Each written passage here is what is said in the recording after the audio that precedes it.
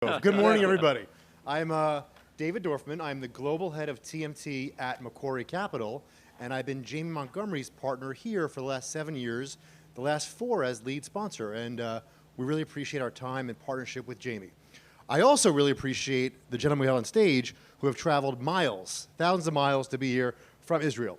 Before I introduce the panelists, I want to tell you why we at Macquarie are so excited about Tel Aviv and Israel as they go from startup economy to scale-up economy. Few quick stats. 1, Israel is the #1 in global R&D centers per capita. Israel is #1 researchers per capita, #1 engineers per capita, #1 R&D expenditures as a percent of R&D. Sorry, as a percent of GDP. 5, #2 in innovation, #6, third largest number of companies listed on the NASDAQ for a country with only 9 million people. It's pretty astonishing. So folks know about the innovation out of Israel, but those stats, when you hear them for such a small company, it's quite astonishing. Let me also say that we have an esteemed group of panelists here. Harel will moderate for us, but if I can just briefly introduce Dror from Aqua, there on the far right, penultimate, Dror. So Aqua bridges the gap between DevOps and security to provide full visibility and security automation across the entire application lifecycle. Okay? Adi from Broadband 17. This is really incredible too. This is Advanced Driver Assistance System. That space is ADAS, and it's AI-based vision technology. We had an incredible discussion in Tel Aviv back in October, and I'm excited for the group here to hear about what they are doing. And finally, Michael, who's not getting married at the Jaffa Hotel, but we did have a drink there. So Michael, we did see Michael last year at the Montgomery Summit, so you think about Montgomery, the relationships that are built here. Michael is preventing e-commerce fraud. How is he doing that? He's protecting 600 million consumers globally and processes $150 billion worth of transactions in e-commerce transactions in real time. So we are talking about security, AI, and real-time fraud prevention. This is pretty incredible. And without further ado, Harel, it's all yours. All right, thank you. We have 22 minutes, so we will try to explore, the magic behind this ecosystem. If you think about the country, and I spent half my life there, was born 72 years ago, live in a pretty rough neighborhood. Most of its years have been characterized by, if not active wars, definitely military, existential threats, tension, etc. And in spite of that, and maybe because of that, it created an amazing ecosystem. And if you think about the high-tech community, I'll have to yell. If you think about the high-tech community there are second to Silicon Valley. There's debate whether they're behind or after Boston, but for a country with 10 million people almost, that's an amazing accomplishment. So let's try to figure out, unpack the magic and see what's going on, why it is what it is, and what entrepreneurs are having there and what they need to accomplish before they can get to the next step. So this is the identical question to the panelists. What is the magic? How do you explain that this dichotomy in terms, contradiction in terms, where you have a small country, with such an amazing high-tech community? You don't see that in Europe. You don't see that in definitely in the Middle East. You don't see it in most of Asia, unless you're looking at just raw numbers and the Chinese ecosystem, which is about 100, 150 times larger. What's the explanation? So, like you said very well, technology innovation has been in Israel for decades now. Intel, Microsoft, IBM, whole have innovation and development center in Israel for decades. I think what have changed over the last 20 years that, thanks to those, companies and a lot of Israelis going back and forth, we also catched up on the business side. So, good management skills, go-to-market skills, marketing skills. And what we see over the last decade is that now the ecosystem is much more complete. So it's not only R&D centers, it's much more business innovation and the ability to build a complete business operation out of Israel. And I think that's really what created the boom over the last decade. Michael? So I think if we go a little before the last decade, Israel didn't have a lot of good jobs for smart people to do. And when tech came around, that was the easiest way for people to transition and actually materially improve their lives.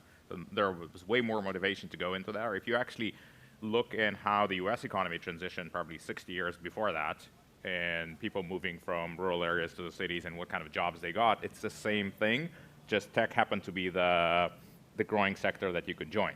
And I think the second issue is Israel, as you mentioned, doesn't have a local market, right? You can't sell tech to at any scale, and you probably don't want to sell tech to the existing companies in Israel.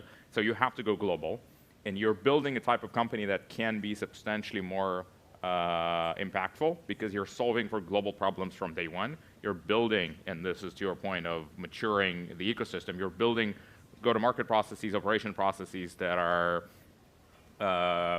set for large global operation, unlike other markets in Europe where you can say, you can have a great company in Russia for the Russian market and will just not know what to do outside of that. Same goes for the UK, Germany, and so on. I agree, and I think beyond that, the culture is very supportive for entrepreneurship. And this is especially important in the high-tech business. There is no big risk, or there is no penalty for taking a risk and failure. It might be even the opposite. People appreciate the fact that you tried. You get support from the people that are close to you. You get support from the first team members that you're trying to get to your startup, and this is very important. Okay. So they say that Silicon Valley is successful, extremely successful, because three things are coming together: education, money, and talent. So let's try to unpack it for the Israeli market. Talent, there's no doubt there is a lot of talent, high level of education. How does the money look? I mean, if you think about that, do you see, as you go raise funds, do you have to go do the scenic route of Sand Hill Road, or is it all you have to do is drive towards Herzliya and get the funding? And is the funding actually enough in each one of the layers, the C, the A series, B series, et cetera? So, from day one, we thought about Aqua as a global international company. So funding was also an international, opportunity. I didn't think about just Israel or just Sand Hill Road in California. We really thought about what are the right investors. And I think this goes hand in hand with what was said here before.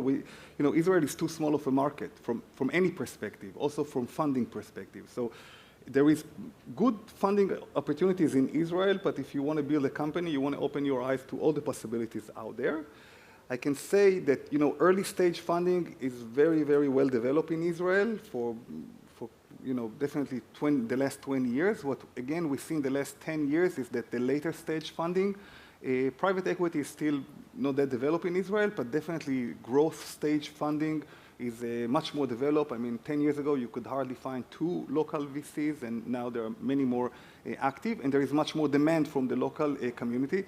But even then, I will talk to them, but at the same time, I will talk to, other growth funds. So the money, I don't think there is any limitation to the fact that we are in Israel. The way the market is looking at us and the way we look at the market is very global. Yeah, Michael, you have a lot of international VCs or American VCs that are represented in Israel. Do you also feel the need to go beyond, beyond Herzliya, beyond Silicon Beach, and jump on a plane and get money, or you feel that you are covered there? I think they all moved to Tel Aviv by now. Okay. Yeah, but Israel actually, I don't remember, David mentioned that, is the #1 per capita VC funding. And so there was a lot of money, and I think not necessarily because there's a lot of Israeli VCs, but because every American VC is there. We raised our first 2 rounds from large American funds, so Sequoia and NEA, because they had representatives go to Israel and meet us. And we purposely looked for funding that can actually help us in the global market, and we weren't really considering Israelis. Israeli VCs, right, not. And then maybe to plug Jamie here, but the following 2 rounds I've met here, and we actually closed them here. So it's so easy to get access to capital now. You need to have a good company for them to invest into, but actually meeting investors, there's so much capital now across every stage. Yeah. Adi, and I'll ask you guys after that. When you look at the funding, do you see really the American VCs either representing Israel or here doing most of the lifting, or is it European, Chinese, Australian investors, or you don't really see them in Israel? So by far, I think the U.S. investors are more active. We feel more connected to the U.S. ecosystem in every level. We are doing business for more years. We are starting to see the guys from Europe more active in Israel. Definitely the guys from China are trying. But in many cases, or at least now, there is a culture gap that in many cases is blocking the deals from happening.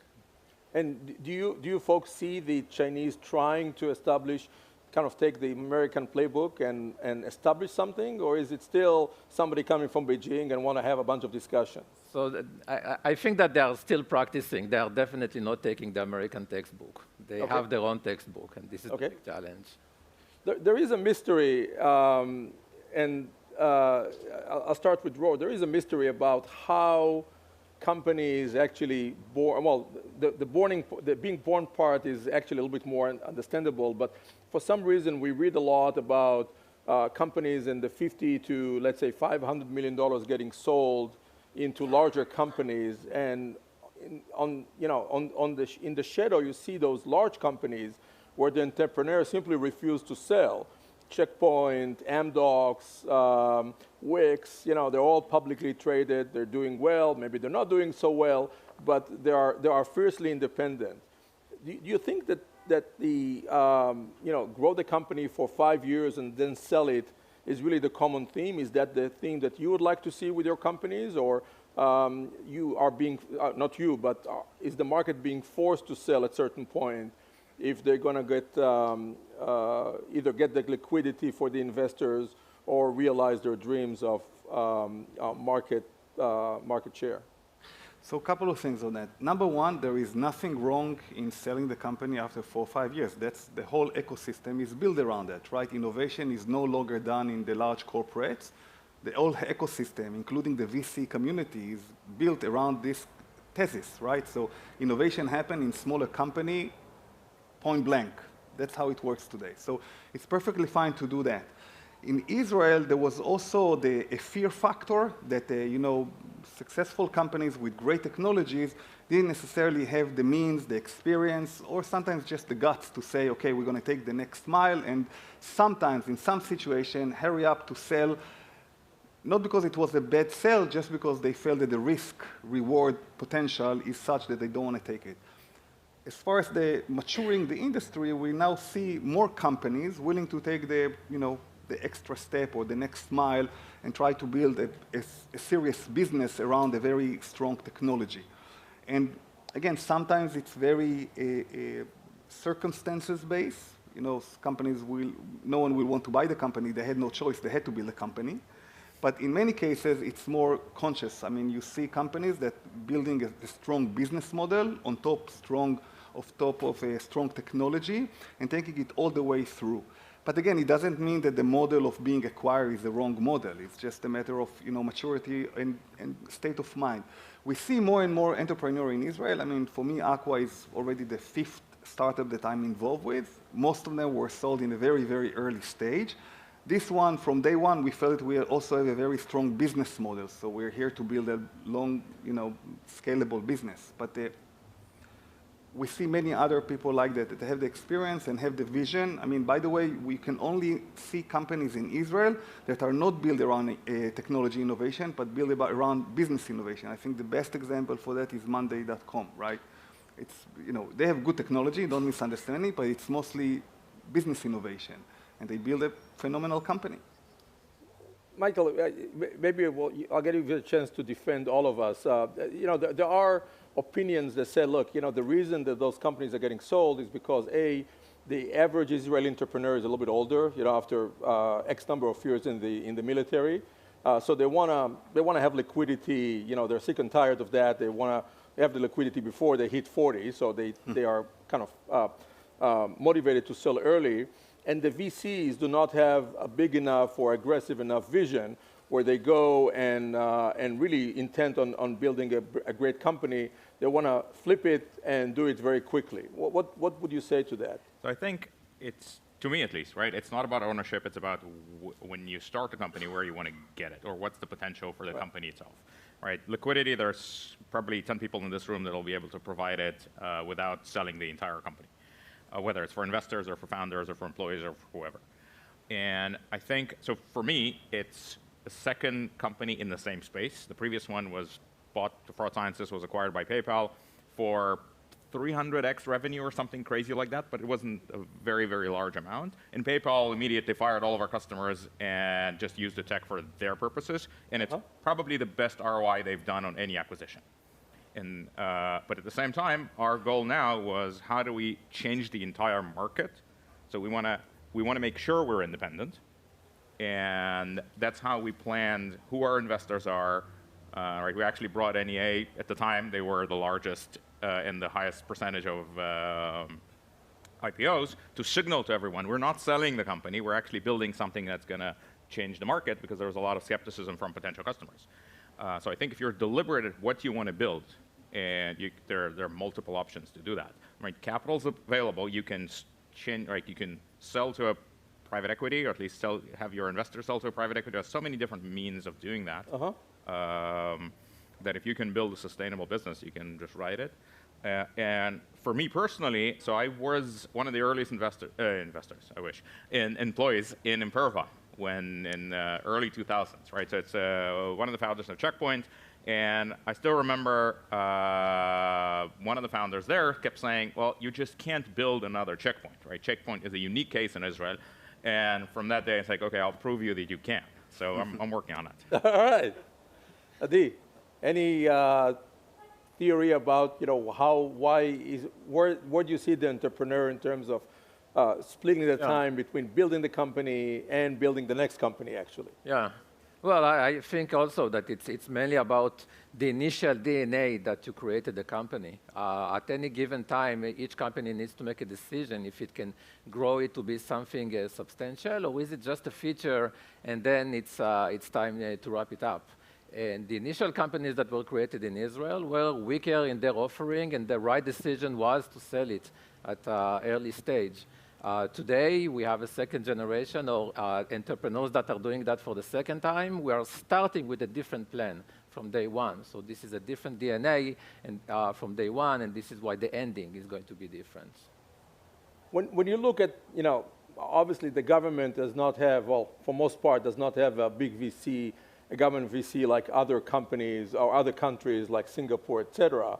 But it's helping the system by sending young people to the military, picking up the best and teaching them something beyond just, dealing with the kind of the heavy part of the military, not driving tanks, not flying planes. Do you see that is that, when you put the finger on why Israel is different, is that the one, or do you see another thing that just happened to come together and every company, as they go and try to imitate it, Cyprus, Singapore, can do the same? Wow, that's be careful with the way I answer this. So I think there is a big way to the cultural factor. So, there's a famous joke about a German engineer that thought about a great idea over the weekend. He comes to work on a Monday morning, and he goes to his manager and tell him his story and ask for budget to now develop it, and he gets a whole team to work on that and 3-year plan to develop his great idea. And the Israeli engineer have a great idea over the weekend, and Sunday morning, not Monday, he comes to work, and first of all, he resigns and go start his own company. So you can't overestimate the cultural factor. So, and Adi mentioned it before, it goes a long way, the cultural thing. The Israelis actually take pride in failure. They will share with everyone in the world that they failed 3 times, because that's, part of their journey. And the chutzpah, the Israeli, daring part of the culture. So you cannot underestimate the cultural fact, although this is not the only thing, right? So it's the combination of the things. I think that, in other countries there is excellent technology education, but then to translate it into a entrepreneurship, you need more than just education, right? We see, by the way, excuse me, but Americans are also, not the best type for this, and this is why it's mostly immigrant community when you look at even in the valley, right? It's like this, the cultural thing is you cannot overestimate it. And I think in Israel it's really plugged into the way we are. It's an immigrant society. It's, people from all over the world. There is a lot of this daring, willing to fail type approach. So I think that's something very unique that will be very difficult to imitate. Okay. Michael, if you had to, we're running a little bit of time. If you had to change something, if you had to improve the ecosystem and say, look, I need something more in order to take it to the next level, what would it be? So I think there is a lot of things are improving, right? If you would ask me that question 5 or 10 years ago, they would have different answers. Because I think we're starting to think global. We're starting to, as an Israeli ecosystem, there's everywhere, there's a lack of engineering talent. So of course, if you can double that, that'll be awesome. I'm not sure, you touched on the government before that. I mean, the fact that a lot of Israelis are trained in the army, I think it's a good deal for both sides. And it's not necessarily a government kind of intervention that you can replicate. There's a lot of things the Israeli government's trying to do. My personal experience, and not bash on the government necessarily, been they actually messed up 2 of our deals because they tried to help. And probably expanding education in Israel to make sure there's more different talent, and actually people understand that you can run kind of change the perception that you have to be an engineer to be successful in Israeli tech. You can be a marketing person, a salesperson, a product person, anything else. I would focus there. Okay. Adi, any? I had an option to run teams in Israel and in the US, and I think one thing that I would bring to Israel from the US is a more accurate execution. Long-term planning, to be more precise on the execution. I think on some of the jobs, we are still lacking good people in Israel, like chief product officers. This is something that is still hard to get. Where do you find them? Do you go after them in Israel, or do you build a global organization where the CPO is somewhere else? At a certain time, you need to start to find this talent outside of Israel, just because we don't have it. I agree. We have lots of good engineers in many frontier domains, but in other stuff, we're still lacking this type of talent in Israel. So when you build, let's assume, when you build a current company or somebody builds the next company, would you advise them to go and build the R&D team in Israel and take everything into the target market? Or is the model now is that the company can be completely in Israel? There are flights, there's internet, you can get anywhere. From my experience with my previous company, we started the company in Israel, did all the R&D in Israel, but then it was an internet company. When you build a product to the US market, you need to have a chief product officer that is based over here. Same today in the automotive industry. We have people in Detroit and in Germany. This is where the market is. The understanding of the local ones is far more accurate and in many cases more advanced. I see. I think I'll change one more thing, right? And to maybe a fault of the headline here, I think we should stop thinking about ourselves as Israeli companies, right? We're a global company. You hire the right talent where you need it, depending on the market and the product, and you leverage the fact that talent's everywhere. You can move people, and you can have distributed team. There's so many different ways to do that. So actually saying, well, how do you leverage Israeli founders' DNA, which I think is very, very unique still for many verticals, and you build global companies. Right. Well, thank you so much for the insights and the ideas. Any questions from the audience before we conclude? Thank you very much. Thank you.